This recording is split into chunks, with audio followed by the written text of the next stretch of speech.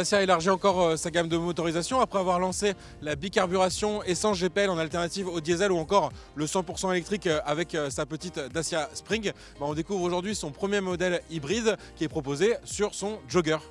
Donc on le rappelle, le Jogger, c'est le véhicule familial proposé par Dacia depuis l'an dernier. Donc sur une base de Sandero, on a un véhicule bien plus long, 4,55 m, et qui est proposé à la fois en 5 places ou en 7 places. À l'extérieur, très peu de changements au niveau du design par rapport aux autres motorisations déjà proposées. Dacia a juste ajouté un petit logo hybride sous le nom du modèle Jogger à l'arrière. Et à l'avant, on découvre la nouvelle identité visuelle de Dacia qui a été mise en place au cours de l'année dernière sur tous les modèles de la gamme. Un look identique donc à l'extérieur, mais on va voir tout de suite à l'intérieur à quoi ça ressemble. À l'intérieur de ce Jogger hybride, on note peu de différences par rapport aux autres motorisations proposées. Le principal changement il se situe au niveau du levier de vitesse et pour cause, cette motorisation hybride elle permet à Dacia de proposer pour la première fois sur son Jogger une boîte automatique. On remplace donc le traditionnel levier de vitesse par un manche qui va permettre de passer du mode parking au mode drive ou encore d'actionner la marche arrière.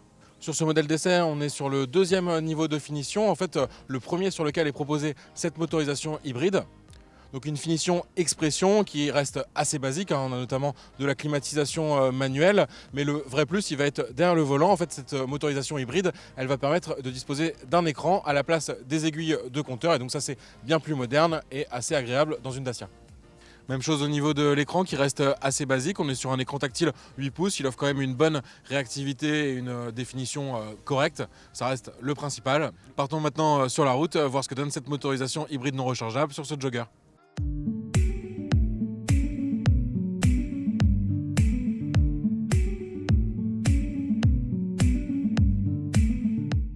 Cette motorisation hybride, elle associe un moteur thermique essence 90 chevaux à un moteur électrique 50 chevaux.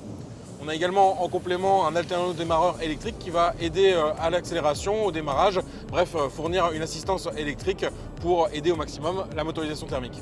Alors on est bien sûr ici sur une technologie hybride non rechargeable, donc le principal avantage c'est qu'on n'a pas à la brancher, on n'a pas à s'occuper de la gestion de la batterie, c'est le véhicule qui va arbitrer entre les différents scénarios, donc soit la motorisation thermique qui va alimenter à la fois les roues mais également recharger les batteries, soit le véhicule qui va fonctionner en mode 100% électrique uniquement, ou dans les descentes par exemple, on va profiter de la régénération d'énergie avec le mouvement des roues qui va aussi servir d'alternateur pour recharger la batterie. D'ailleurs l'avantage c'est qu'on ne perd pas d'espace à bord, que ce soit dans le coffre ou dans l'habitacle, parce que cette batterie elle va être logée dans l'emplacement dédié à la roue de secours, en fait comme le réservoir de GPL dans la configuration bicarburation. L'inconvénient par rapport à la motorisation hybride rechargeable, c'est qu'on va disposer d'un peu moins d'autonomie. En général, sur ces modèles, on a environ 50 km de possibilité de rouler zéro émission. Ici, Dacia ne donne pas vraiment d'autonomie. On ne peut d'ailleurs pas forcer le mode électrique comme c'est possible des fois chez Toyota. Mais le passage, encore une fois, de l'électrique au thermique, il va se faire assez naturellement. On a vraiment des bonnes sensations de conduite et le mode de freinage régénératif maximum avec le mode B au levier de vitesse va vraiment ajouter un frein moteur, donc qui peut être assez pratique dans différentes situations de conduite. Le bilan global, sinon, il est plutôt bon côté conduite. Donc on retrouve le comportement sain du Dacia Jogger que nous, on avait testé en version essence 110 chevaux. Avec le confort supplémentaire qu'apporte donc cette motorisation hybride, on a quand même 30 chevaux de plus que sur la version essence, donc c'est le Jogger le plus puissant. Et le silence lorsqu'on roule, bien sûr, en mode 100% électrique.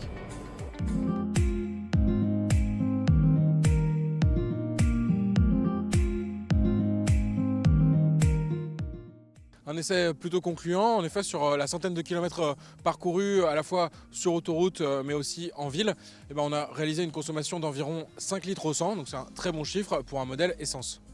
Après, il faudra voir selon l'usage, bien sûr, cette motorisation hybride non rechargeable, elle est plutôt destinée à des personnes qui roulent majoritairement en zone urbaine, là où il va y avoir un vrai intérêt d'avoir cette motorisation électrique qui s'associe au thermique.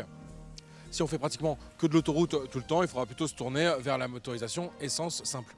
Sur l'année 2022, en France, Dacia a vendu 60% de cette Jogger en bicarburation essence GPL, c'est le meilleur taux de toute la gamme. La marque roumaine du groupe Renault pense donc que sur l'année 2023, cette motorisation hybride non rechargeable, elle pourrait représenter 25% des ventes en France. Pour accéder à cette motorisation hybride, il faut tout simplement compter 5 000 € de plus que ses homologues essence ou bicarburation. Donc une offre qui démarre sur le Jogger à 24 600 € pour la version 5 places et 25 500 € pour la version 7 places.